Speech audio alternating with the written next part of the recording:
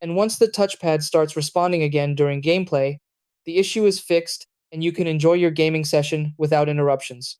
In most cases, the DualSense controller touchpad not working is caused by connection problems, dirt buildup, or minor software glitches. If none of the basic fixes work, the issue may be hardware related. In that situation, the best option is to contact Sony PlayStation support or reach out to the retailer where you purchased the controller. They can help with advanced troubleshooting or arrange a repair or replacement if needed. Before contacting support, try resetting the controller. On the back of the DualSense controller, there is a small reset hole. Use a paperclip to press and hold the reset button for about 5 seconds. This resets the controller and can fix software-related issues affecting the touchpad. Another simple fix is cleaning the touchpad surface. Gently wipe the touchpad using a clean, dry cloth to remove dust, dirt, or smudges.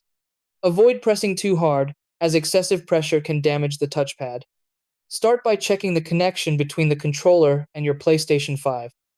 Make sure the USB cable is securely connected if you're using a wired connection, or confirm that the wireless connection is stable. A loose or unstable connection can cause the touchpad to stop working. Hello everyone, welcome back to the channel. In this video, we covered how to fix the DualSense controller touchpad not working issue using simple and effective steps. If this video helped you, don't forget to subscribe for more PlayStation fixes. Thanks for watching.